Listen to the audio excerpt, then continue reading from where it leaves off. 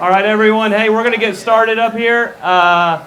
First and foremost, I just want to thank everyone so much for coming out, from sponsors to Bob Babbitt to all the incredible media partners out here. We will do some quick questions with Lionel, and then we will, if a few of the media outlets are wanting to do a few one-on-ones, we can knock those out real quick, but I think that Lionel had a big day today, final race pace session, and then we're going to get him out. So he's going to bounce out here at about 7:30. So we'll get rolling through this. So if you want to have a seat, and we will get started. How are you feeling? This is very informal. Yes, it's good. I'm good. I'm all good. We had a big session today, and I was feeling extremely unconfident when I got here, and the session certainly helped the confidence. I think a majority of the people here know this, probably a lot of people online. This is, I would say, your first race without Aaron being here. Or is it, you've done a couple? I did a race in 2015, Oceanside 2015, I went to by myself, and I vowed I would never go to a race by myself again, but here I am at a race by myself again. So I told Erin I'm not coming back to Kona without her, so yeah. And most importantly, we know a little baby boy's on the way. How excited are you for that? And then how far out are you from that? That is in about 18 days, so literally right when I get home, basically 1 week later, and I'm very excited. I'm extremely nervous. Have a lot to learn. I don't know anything. Erin told me I'll teach you how to put the car seat in and all this stuff, so there's a lot of stuff to learn. I'm gonna have to learn it on the fly, but I'm really excited to. I'm sure the little guy is gonna teach me more than anything has ever taught me, and I'm really excited to learn. How exciting! All right, well, let's talk some triathlon. Clearly, you're coming off a second place finish at the last Ironman World Championship. Of course, it wasn't here in Kailua Kona. It was in St. George. How are you feeling going into this weekend? After Dallas, I didn't want to come here. I wanted to cancel my flights. Literally, after the race, Erin and I were sitting next to each other. My hands were in my face was in my hands, and I said, I don't want to go to Kona. I started crying. And I said, this has been a horrible experience. I came into Dallas thinking I was going to contend for the win, and I was contending to not finish last place. So it was just so far from what I felt that I had trained to do, and it was in the heat, and I felt that the heat was the main reason for it. And Kona's a hot race, and I was like, I'm not prepared for this race. I don't want to go.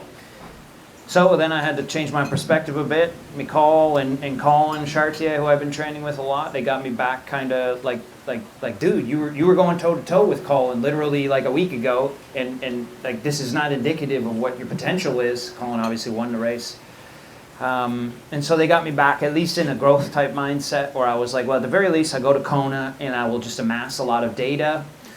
And so then that became my perspective. Was I couldn't care less about the race. I'm just here to amass data. And as every session has gone by, I've started to care more and more about the race, and I've grown in confidence, and I've started to see that, hey, actually I can, like I did finish second here once, and like I live in Tucson, I train in the heat all the time. I was doing really well in the heat. Colin and I were doing like crazy sessions in the heat, and fortunately, I think we just kind of concluded that maybe I just overdid it going into Dallas a bit. And was just my heat tolerance was just really low, and I went and just was in sub Ironman pace day in a high profile big prize purse middle distance race. And so anyhow, we had the final race pace session today, and today was the really telling one. And I don't want to jinx myself or anything, but it went pretty well, and I feel pretty confident that I'm in the ballpark, and I can at least. I'll be there. I will be in the running for sure. So in 2017, you got second here, and then it looks like that you struggled the next 2 years, and then you changed paths, and you brought on a pretty pivotal team member, brought on Mikal Eden, and I know we touched on this in St. George. What's it been like bringing on a coach that has fully taken over your training? Kind of tell us about that relationship. Yeah, 2018 and 19, it was. With hindsight, it's obviously always 2020, but 2017, it was all clear to me. I got past at about mile 23 of the run. I lost by 2 minutes and 27 seconds. And it was clear to me, I saw a pathway to victory. I was like, you can win this race. Undoubtedly you can win. It was you lost the race. You caused yourself to lose. And instead of just trying to improve by like, a 1/4% in the swim, 1/2% on the bike, and maybe 1/4% on the run, instead I tried to change every single thing I could change. And I did, I just went totally down a million different pathways of analysis. And I don't know, it's like been my personality kind of. And years have gone by of doing that, and eventually you conclude like you can't do it alone. I'm going to run out of time before I can figure everything out myself. And there's just so many bright people out there that you can learn so much from, that have so much to give. And so then that's when I started to embrace, feedback and outside, even when I had people helping me, I still wasn't really fully embracing it. And that's really what's changed recently is, Mikhail has come on, and he's been wonderful to work with. I think we have a good relationship. Maybe he'll disagree with that, but we bounce ideas off each other. I generally question everything he tells me to do, and 3 weeks later I agree that he was right. And so, but I am listening, and I'm learning. And so I don't think you can make it to the highest level. I think Christian and Gustav have shown that there's no way you can. There's so much to know at this sport now, at this level. There's just no way you can do it alone. You have to have a team. You have to have people who are experts in their various fields. And if you don't have them on the team yet, then you need to find them and get them on the team. And that's just how the natural way a sport goes. And I think that's where we are now. So last year you said it was the year of Ironman. You really just wanted to figure out the distance. You were very vocal on you wanted to just do an Ironman without walking on the run. Do you feel like I know you don't want to jinx yourself, but do you feel like that you have began to figure out the distance of Ironman? I would never say I have figured out the Ironman distance ever, and I will never say I've figured out Kona or anything for that matter, because I just know what happens whenever I say something like that. But I did Coeur d'Alene last year, and that was one of the most horrible sporting experiences of my life. And I think I walked for 10 miles actually, and that was just the beginning of the Ironman year. And then I kind of had to figure something out because Jan wouldn't let me out of doing the tri-battle, and because I really didn't want to do it, if I'm being honest with you, but I couldn't get out of doing it. And so I went there and I had to salvage something. So that was the beginning, and I think I went 7:43 there and ran a 2:50, but I still blew up heavily on the back half of the run. And then we were chasing a world champ spot, and we went to Copenhagen, and then I had actually a second best run of my career. So things were moving in the right direction, and then I just kept banging them out. And then by the end of the season, I got to go toe-to-toe with Gustav Iden in Ironman Florida, and I had a lifetime best performance there. And I definitely started to feel confident, but once again, there was one missing factor in all of those races, and it was heat. And heat has always, when I look back, and you have to, as an athlete, you have to be honest with yourself. All my bad races have come in the heat. Every single one of them has come in the heat. Basically all my Konas. Coeur d'Alene was hot.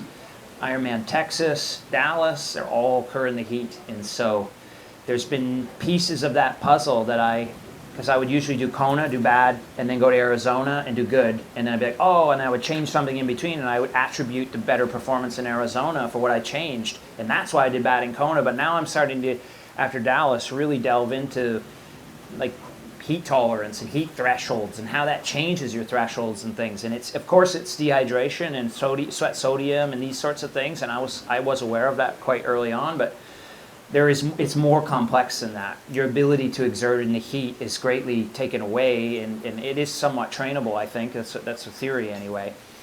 But I'm just starting to scratch the surface on understanding those concepts.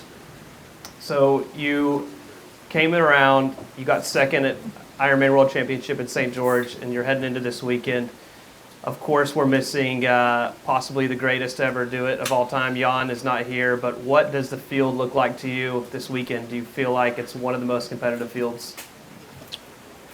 Yeah, I mean, the front swim pack is huge. That's probably a bit of a different dynamic every year. That front pack I mean, it used to be just one guy, like it'd be like Andy Potts or someone would like swim off that front pack, but now it's like a group of guys. Well, Amberger did it 1 year by himself, and then he slowed down a touch and brought guys with him the next year.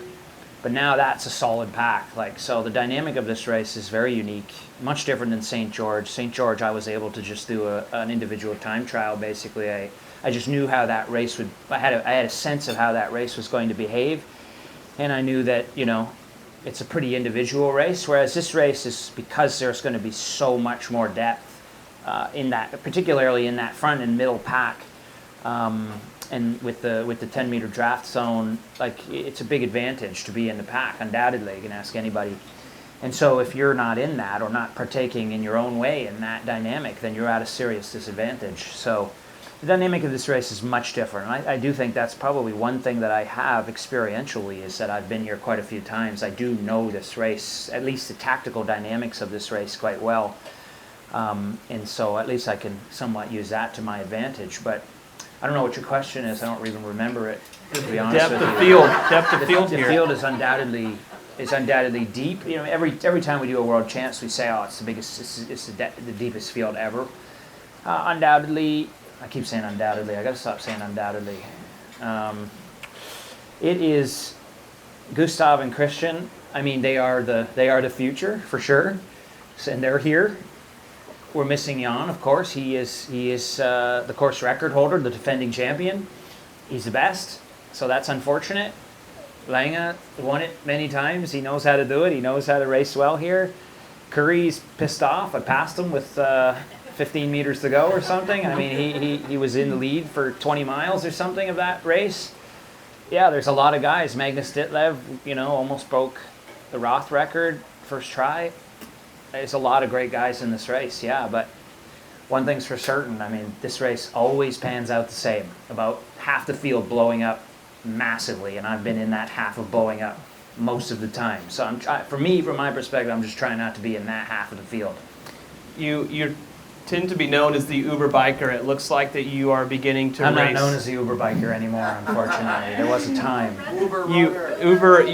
Over time, you've started to dial back the bike and race a more conservative race.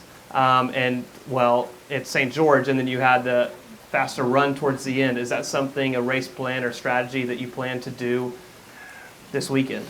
I do think I probably, in St. George, like Christian, I was right where I needed to be. I just got beat on the run. Like I didn't lose in the water. I always felt like, oh, if I could just swim better, I could win. But it's like I didn't even lose in the water. I was right next to Christian coming off the bike, so I didn't lose in the water. I don't think I can leave time on the table on the bike. No, I think I've played around with that a bit. But it seems like today, for instance, in our race pace session, I biked like pretty hard, and I ran exactly the same. Like that's kind of where I became my career, was I bike really hard, and then I can run pretty well. Like, it doesn't seem to take too much off. Of course, there's an energy piece to it that I'm becoming aware of, and the harder you exert, the more you sweat. There's these components to it, but St. George, I mean, there was only one way I'd say I could have won that race, and it was 20 more watts on the bike. And so, yeah, I have to ride harder. That's all there is to it. So no, I played around with that, and if you want to race for second, that's cool. Then keep playing around with that. But I think if you want to win, if I want to win, it's going to begin on the bike, and it's going to begin with extremely hard biking. Speaking of the bike, and in 17, that's, I believe, what changed that race. Was we had a perfect storm. It wasn't super expected, and it was Worf, myself, Keenlay, a couple other guys, and we lit that bike up, and we caught the front in under 2 hours, and we went right to the front, pushed Javi. I think it was 330 watts to the turnaround, and I remember looking back at all these guys behind us who were still with us, and I'm like, there's no way you prepared to do that. And I knew that their races were all over. And I think my only real shot is to do that to guys, is to make them race how they did not train to race, and that's through pushing the bike quite hard. Speaking of the bike, you're racing on a new Speed Max, the UCI legal version, and then also you have a newly launched wheel from Head. Can you tell us about those, because they are, I think, more than likely the talk of the bike industry and triathlon right now? Yeah, they're really sick. It looks amazing. Look at it. I love that. I love my position. I love my bike. I love my equipment. I feel really fast. I feel really confident. And you need that. You need that when you're going up against, who I'm going up against. So, yeah, I'm very grateful to my sponsors for getting all that stuff together and developing. You guys developed that wheel actually quite quickly. That's impressive. Yeah. And they even got it approved with Ironman. Yeah, we did check in that. Well, you checked in that. Good. Definitely needed to be checked. Yeah, I say next Kona, like 6,000 people will ride in that wheel probably.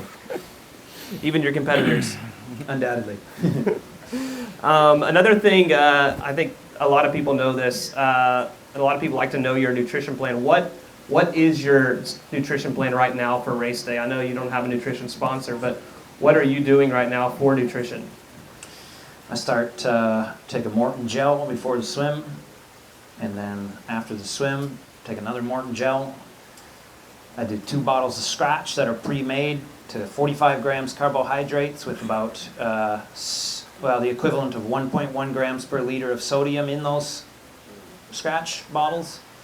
And then I switch for the remainder of the bike to maple syrup, of which inside of that maple syrup, so there's about the equivalent of about 400 grams of carbohydrate worth of maple syrup in my frame bottle, which is like 550 or 600 grams of maple syrup. And then I intend to consume, so that was 2 bottles of scratch, that's 1.4 liters. I intend to consume 12 bottles, 12 700 milliliter bottles of, so then that leaves 10 700 milliliter bottles of water to pick up off the course. And then to offset that water, I'm trying to consume 1.1 grams of sodium per liter of water. And I use sodium citrate, so that's like 4 to 1. So then, real quick, it's like 30 grams of sodium citrate into the maple syrup, and then a little bit of water to dilute it, but for the most part it's straight maple syrup. And then onto the run, because we have Pro Fluid stations here, I will just do Scratch Labs concentrated at 45 grams a bottle, in which case my pacing strategy for the drinking is a bottle every 20 to 25 minutes, preferably every 20 minutes on the run. On the bike, it's a bottle every 25 minutes. If you're not done at 25, you chug it, and you'll be done by 25, 30. I'm sure everyone wrote all that down.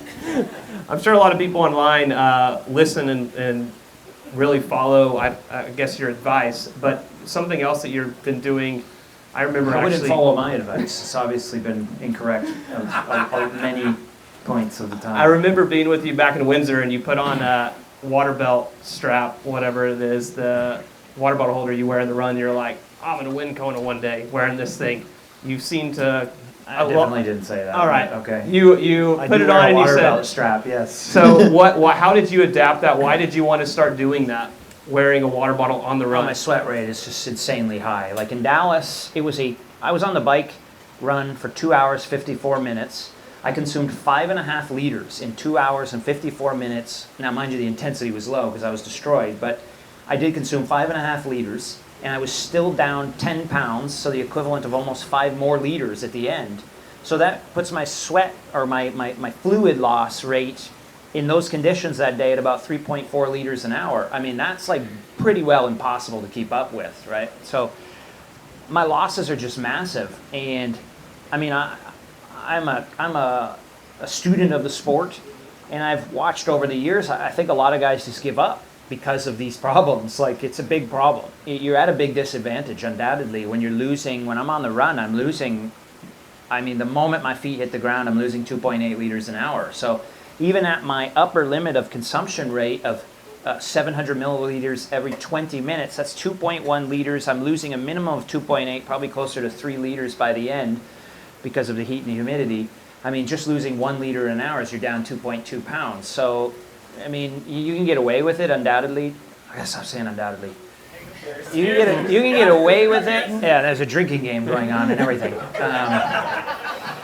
You can get away with it until about, from my analysis, until about 5% is where things are starting. So when I lose 8 pounds, I'm still there. But if you're down 10 pounds with 10K to go, you're done. You're done. So I have about 10 pounds to give, and I have to figure out how to get to this finish line I'll weigh in the morning about 162, and I need to be, coming down Palani weighing 152. That's kind of like what needs to happen. And so I have to back calculate everything to try and somewhat figure that out and then do it at intensity with all the dynamics going on.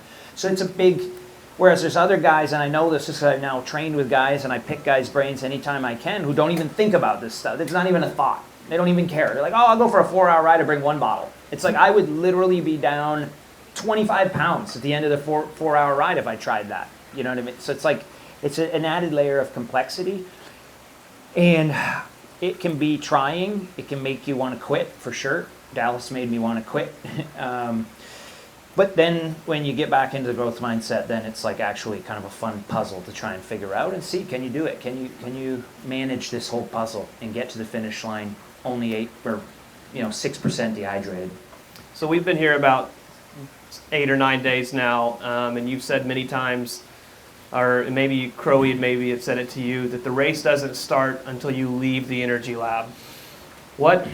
You've tasted that before. You've come out of the energy lab leading the race. What would it mean to you to get back to that moment, to have a do-over at that again? Yeah, it was bittersweet because I knew I wasn't winning. Because when I saw Lange that year, I knew I wasn't winning. And I went at the turnaround in the energy lab.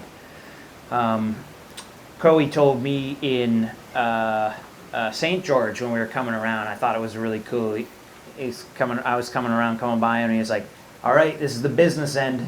And it was a 2-loop, so coming on to the second half of the thing, and I thought that was really cool way to put it, especially because I was still firing on all cylinders, and I was like, this is the business end. And a lot of these guys are running out of business right now. So, what's the question? Coming out of the energy lab, you said the race starts. Yeah, I have been deeply scarred by this race, deeply scarred. So, I am so fearful of this race. And we've been doing these race pace sessions. They've been going well. Everything's pointing in the right direction. I'm still deeply, deeply scarred by this race. So for me, yeah, I really only have one strategy or one goal of the race, and it is to get back up onto the Queen K and still be competing. And I have never done that. I've never competed on the Queen K ever, coming back on it in this race. Not even close. Speaking of your training going into this and kind of your preparation with race simulation and all that, and also a shout out to Zwift for hosting us tonight. Big thanks to Zwift. Thank you. You do a lot of your training on Zwift. Why is that? A lot of people think you're crazy because you can just ride indoors all day long. Why do you do a lot of your training on Zwift? It would be difficult to prepare for this race properly and not train indoors, and not ride the trainer and straight TT riding. I don't really know many places where you can ride straight TT, because that's what this race is. It's an added level.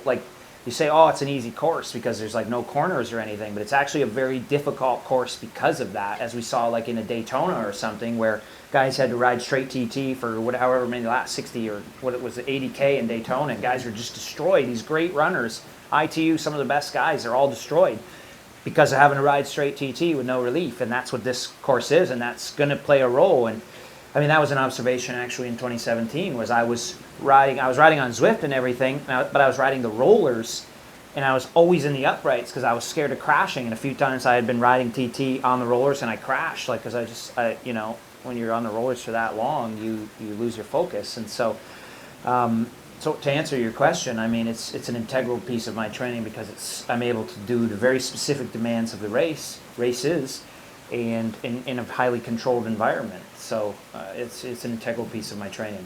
Plus, I just don't want to die getting hit by a car. You know what I mean? I've been hit by a car 4 times. In fact, the funny, stupid tooth loss thing, that was from getting hit by a car, from getting hit by a snowplow. I smashed my face into the curb and woke up in the ambulance. And it's just especially, I mean, even in the beginning when I was living in Windsor and I was just getting into triathlon, I didn't get hurt, but I was TTing, and I think when you're riding that fast, people don't expect you coming that fast, and someone did the left turn in front of me, and I caught it in time, but I T-boned the car and hit the side and everything, and it turned out just fine. But it's just dangerous. It's it's quite nice around here actually, but it's better on Zwift.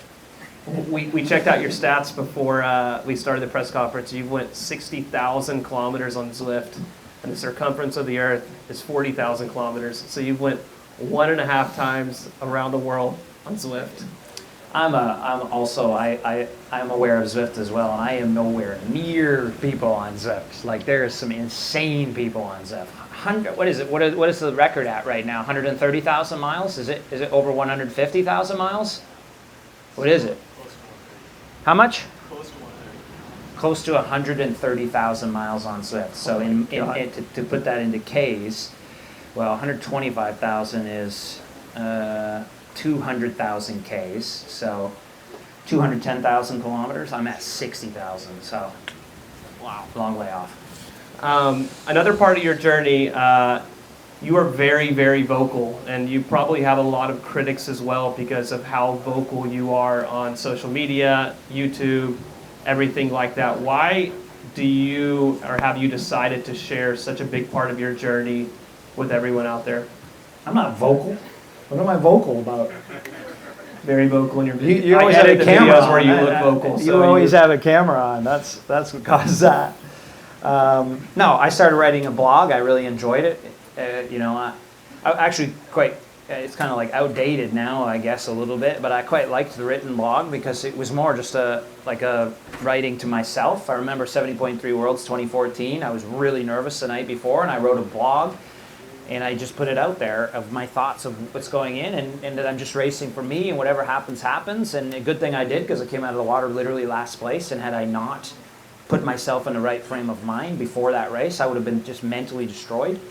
So that's kind of how the whole sharing or whatever came. I was not really it's cool. I really enjoy inspiring people and stuff, and for me, it was therapeutic for me, to just tell what's going on and to try and explain things. And if you can explain something, then you probably understand it decently well.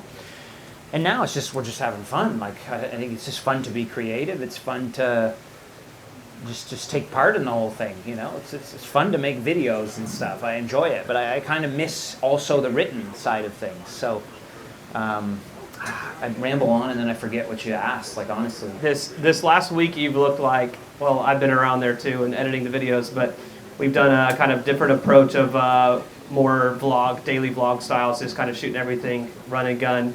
You look like you're in a very good frame of mindset from the first day you got here on the island. Can you kind of talk us about that, how the week has progressed and everyone around you? I have a great team around me. It's all the team. The team has helped me greatly to just enjoy. This is as good as it gets. We're living the dream right now. This is amazing. We're in Kona. Look at this thing. Come on. It's fun. We're making videos, having fun, and people are watching them. And some people find them inspiring, and some people get motivated or whatever, and that's great. And I'm really happy about that. We're just living the dream. It's fun. As you approach race day this last week, or one more week to go, what would it mean to you to win this race? For me, I don't like to talk. I jinx myself. I don't like to talk too much about stuff. Every time I say something, I feel like I jinx myself. But I won't say that it's deeply meaningful. I'm an athlete. I got to set myself up in the right frame of mind. You know what I mean? So it's deeply meaningful. Ironman saved my life. And my dream has been in 2009, I was staring at the roof, staring at the ceiling, contemplating what is I have no reason to live anymore. And then I started doing Ironman, and it totally changed my life. And here I am, amazing, here I am, it changed my life.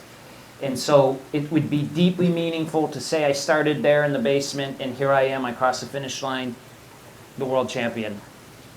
I can't put that kind of pressure on myself though as an athlete of that's my dream, it is a dream. Of course it's a dream, but everyone doesn't get to accomplish their dreams. One guy gets to win this race on Saturday, and a handful in my whole career, I maybe have a 10-year career in Kona, and so 10 people get to do it, So if I ever have the privilege to do it, it'll be absolutely, I'm sure I'll never be able to describe how meaningful it will be to me. But now I just have to frame it for myself such that I can extract the maximum from myself and and not feel unnecessary pressure and stuff like if I never win Kona, I'm a failure. Because it's just, I've already gotten everything I ever needed to get from this sport. And now I'm just having fun soaking this all in. And so that, like, to say, like, it's all good. I'm all good. I just like competing with people. I like pushing myself. We did Dallas. I had a bad race. I didn't want to come here. I'm here. I've learned a lot. I'm totally motivated now. Even if it don't go well, I have the right questions now, and that's what I'm in it for now. Is I like to learn. I like to improve, and maybe one day I'll have the privilege to have like a race where at the end I say that was everything I had. I haven't had that yet, and so I'm still chasing that, and that's really all I'm motivated by now. And if I get in a couple of good battles along the way, those are fun too. Those are the ones you remember. But if I never win, it's all good too. How many more years will we see you on the island? I mean, many more years, I hope. I mean, you never know when your last race is, right? Like, you have to, when that gun goes, you never know. You truly never know if that's going to be your last race. So you should always have that perspective because that's a fact. So can't say I'll be here even next year, but I hope to be here for many, many more years. Jan is very inspiring, and that Jan's going to come back next year. Hopefully he comes back next year. He'll be 41, I think, next year. I mean, he's still going to come in as a top seed, top contender. He's 41. I will be 35 next year. I mean, that he's paving the way for what's possible. And so I hope to also be here, 41 years old, and be somewhat in the mix. Last question for you. Are you here to race for the win, or would you like to get another podium? I had to do the race in St. George for me to show that, you know, I'm still, because 2017 the game has totally changed since then, right? Like it's much deeper, the level is much higher, there's much more thinking going into it, as you can see, as Christian and Gustav have done, and Jan I think as well was doing. Like the level of thought that's going into the teams that you're going up against is so huge. I had to race in such a way in St. George to prove that you're in it, at least you're in the ballpark, and that was the right strategy for me with the training I had on that day. That was the right strategy. This one, I raced to win. I'm not here for anything else. I would like to try and win it, and if I don't win and I blow up, it's all good. But I would like to try and win. That doesn't mean go out and blow up. It means like try and win it without blowing up, because that's the only way you can win it. And so, yeah, that I'm here to win. I'm here to try to win for sure. Nice. Well, I think that concludes the press conference. Is there any questions out there? Does anyone have any questions? Bob and Heidi. Hey, Or you go first. okay, you both. So Lionel, you gave a very detailed description of your nutrition plan for race day. Is that the same nutrition plan that you used in St. George? And if not, how is it different? The only difference in St. George is we didn't have pro fluid stations for some reason, did we? Did we have pro fluid stations? Yeah, we did have pro fluid stations. I actually don't know why I didn't. I was like really on the maple syrup bandwagon at this point. So I went straight maple syrup. I did the only change was I did 2 scratch bottles at the beginning of the bike, and then I did maple syrup right to the finish. So I consumed, I believe, almost 1 liter of maple syrup in that race. And It worked. but then I started to, like, you do start to get, I mean, that's a lot of anything, right? And you do start to get, like, flavor, or whatever they call it, flavor, what is the word, you know? You don't like the flavor of something, it's, so anyways, that starts to happen, of course, as you can imagine. And then, though I did have maple syrup the next day, literally, on my waffles, so it wasn't that bad, but during the race, so then, now this one, I have been the last, I would say a month or 6 weeks, knowing that I would have the pro fluid stations here where I could pre-concentrate the scratch lab stuff. I've been doing that. Just mainly, I would say, I think they're both good. And you could do both, and any other Ironman I do outside of World Champs, I would do straight maple syrup all the way to the finish. But mainly to take the thinking out of it. So it takes one level of complexity out of it. Because with the maple syrup in St. George, I was also having to take a swig of the maple syrup and then drink a bottle every 20 minutes. And it was just an added layer of complexity, whereas here I would just like to focus on drinking a bottle every 20 minutes. And with a pre-concentrated bottle, then you could do that. And do you import Canadian maple syrup?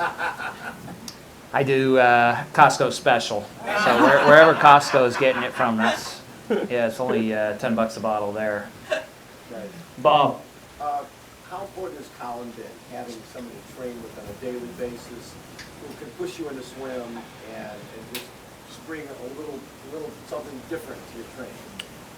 Yeah, Colin has definitely changed my perspective, undoubtedly, greatly. Undoubtedly, there you go. Have a drink. He's definitely changed my perspective. I do think that it's not the only reason, but a huge reason for Gus and Blue's success is the two of them training together I think particularly in an open environment where they're not hiding things from each other. It's like if you see your training partner so Colin and I have agreed that we both want to be world champ, okay? And what's our best shot to become world champ is you push me, I push you. You see something I'm doing stupid, tell me. If I see something you're doing stupid, I'm going to tell you. And this is how we're going to go to the top. And I think that is a huge part of why those two, Gus and Blue, are so good. There's many other aspects, but that is an integral piece of the puzzle. I think, of course, they're both very talented and everything and pushing each other, but I think openness, that's like seemingly the kind of Norwegian method, is to be quite open, though they are starting to hide their power and stuff, so they're not that open. But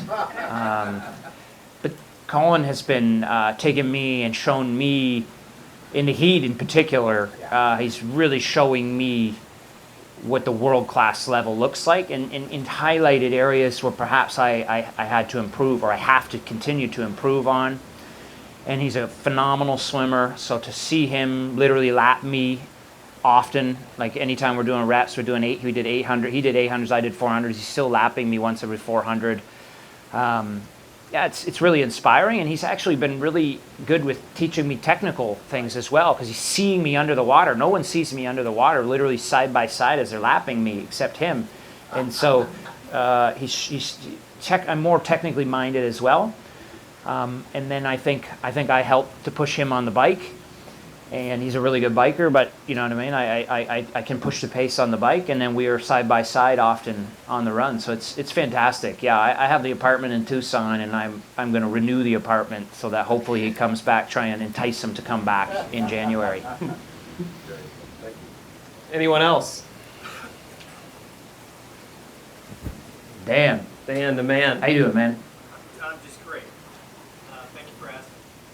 I'd like to know, off the race course, getting all of this stuff that we're talking about now, do you consider yourself a connoisseur of anything in particular? You're not a connoisseur of maple syrup, No. but film, music, hummus. I would say I'm a connoisseur of poutine. Yeah, I do like to try different poutines in different places. Yeah. I can answer another one. He's a connoisseur of sugar water. He can't drink anything unless there's sugar in it. Well, that's not a connoisseur, but I like all sugar waters. Yes, of course. It's completely rotten my teeth out. But you're not Yes. you don't collect watches or cameras. Collector? Am I a collector? My grandparents were great collectors. Actually, collected guitars and radios and cards, playing cards. I would say of knowledge. You like to read and do a lot of research. Well, we're all collectors of knowledge, but I do like learning. Yeah. No, I'm not a collector. I'm a hoarder. I am a hoarder, though. I don't throw stuff out. What's on your reading everything. list? Everything. I just feel bad. I feel bad. It's like, we're not getting ethical topics now, but I mean, it's like we got so much junk. Like, what am I supposed to do with it? I feel bad throwing it out. No, what's on your reading list? Oh, what's on my reading list? Yeah. Right now? You just read that book about lactate. You read. Yeah, no, I'm reading a book of poems right now. Come to Kona by myself, I read a book of love poems. Actually, broken heart poems. I like reading different things. Yeah, stuff that I just read. I'm like 3/4 of the way through one on like masculinity in our society. Yeah, I like to read. I actually like to read things that make me uncomfortable. Any more questions? Great answer. Awesome. Question. How does this Kyle year Glass, stack Pro up? Tri News. Appreciate it. How does this year stack up to you as opposed to the last, say, 5 years? How does it stack up this year as opposed to the last 5 years? In 2017, I was good. I was in the great frame of mind. I came in, I had a great race. across the finish line. I was like, I'm going to win this thing next year. I came in 2018, just like, I still thought I was going to win. It was like delusional, absolutely delusional. Athletes are great at being delusional. And so, yeah, I thought I was going to win, and then it was just, so far from that, so far off that. And then 2019, I think I wasn't as naive. I knew I kind of wasn't. I felt maybe, like, I don't know, it's weird. Athlete mind is so weird. Yeah, I've been observing it for a long time, and every race you come to, you're like, oh, I think I'm going to win. And how delusional it is. Like, how delusional we've come here thinking we're going to win this thing. And you're not even in the ballpark. Like, you're training so backward. So now this time, well, McCall's definitely, I think, got me into really good form. I'm in the ballpark, and I'm confident I'm in the ballpark.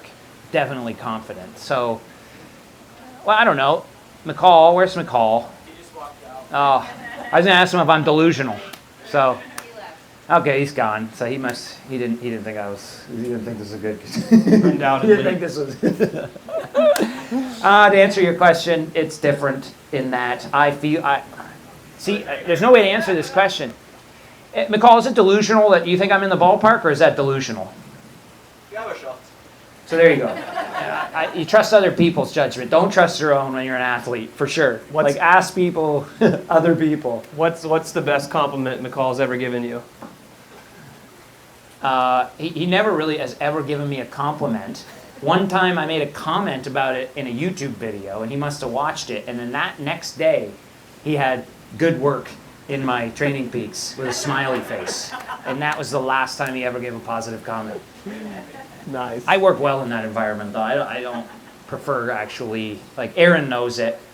I don't know if I ever told this story, but going into St. George, one of my final brick workouts, it was really hard. McCall was working me really hard. I thought it was too hard, and I was crying, literally. We did a 2-hour really hard bike to 12K run hard off the bike, basically at like 70.3 race pace.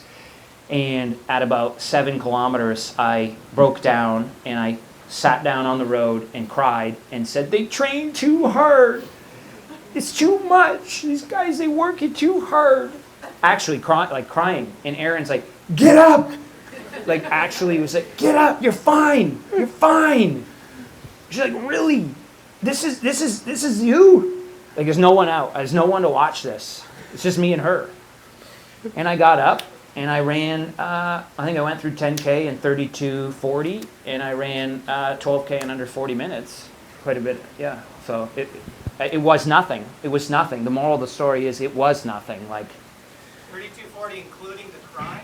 no, it auto-paused. It did auto-pause. You're right. It was like 33:40. Yeah. But the moral of the story was, I mean, yeah, sometimes it's too much. But that particular day, it was not too much. And if everyone, like imagine Aaron was like, oh, it's okay, you're right, let's stop it here, it's all good, then I wouldn't have had, that would have been an integral session where I learned something about myself that I would have never got through. So I'm rambling on about Kona giving me positive feedback, but the moral of the story is that you don't need a lot of positive feedback. Lastly, I'd just like to thank Zlift again. Thank you so much for hosting us. It's been incredible. Also, a big thank you to all of Lionel's sponsors who've been incredible through the journey. And I think there's some media outlets here. Lionel can answer a few questions here for just a little bit, and then I think we're going to roll out so we can get some sleep and get ready for the big week. But thank you, everyone, so much again for coming, and we'll see you on the race course. Thank you for coming. I appreciate it. And thanks to Talbot and team for organizing this great event. Thank you. Oh, look, there's Aaron. Oh, hi, Daisy. I love you.